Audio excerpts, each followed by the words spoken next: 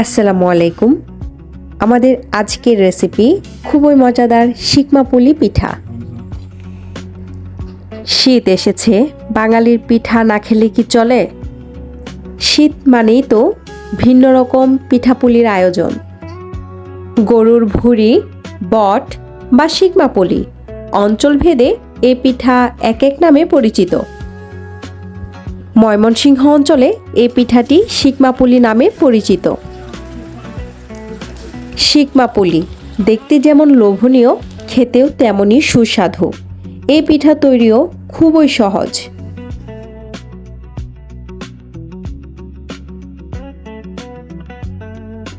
প্রথমেই আমি পরিমাণ মতো পানি দিয়ে ফুটিয়ে নিব।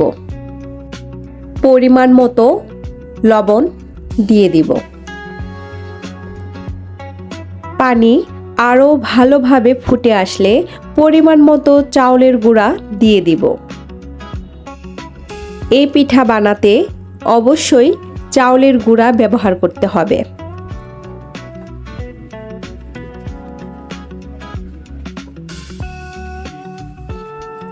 এবার খুব ভালোভাবে আটা মিক্স করতে হবে, ঠিক যেভাবে আমরা রুটি বানানোর সময় আটা মিক্স করে থাকি।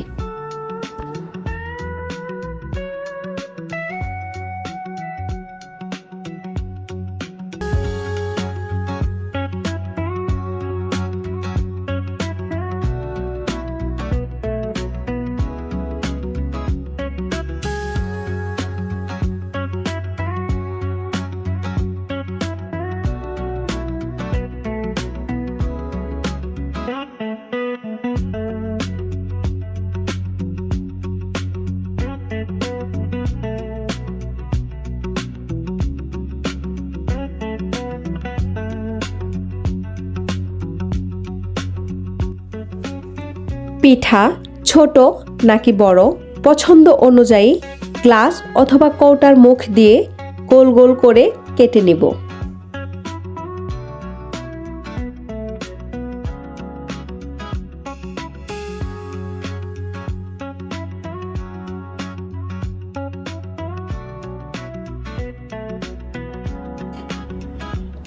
এবার পিঠাগুলোতে পরিমাণ মতো শিকমার পুর দিয়ে মুখ ভালোভাবে আটকাতে হবে।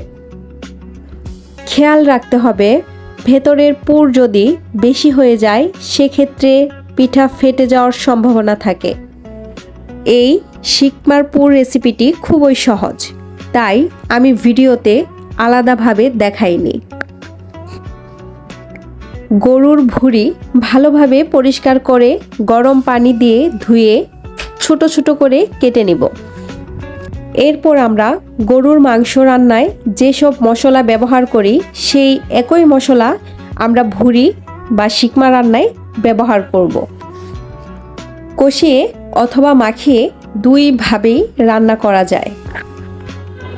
2 থেকে 3 ঘন্টা রান্নার পর শিকমা সফট মাখো মাখো হয়ে আসলে পুরোপুরিভাবে রেডি হয়ে যাবে শিকমার পুর।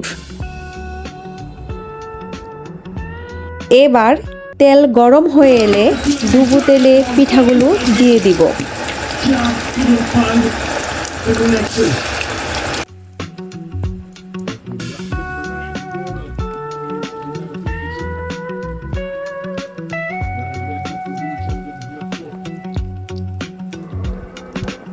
চুলার আঁচ মাঝারি থেকে হাই থাকবে। পিঠা বাদামি কালার হওয়া পর্যন্ত অপেক্ষা করব।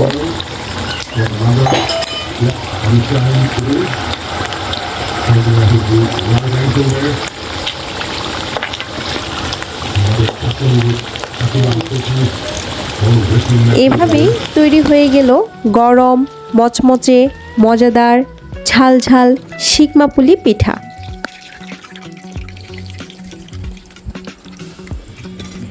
আমার খুব প্রিয় একটি পিঠা, আশা করি আপনাদেরও খুব ভালো লাগবে।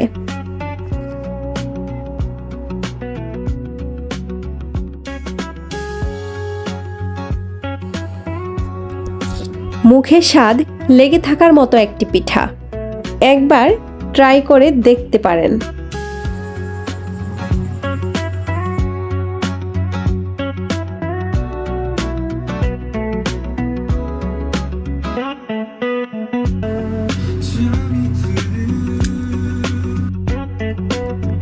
আল্লাহ হাফেজ।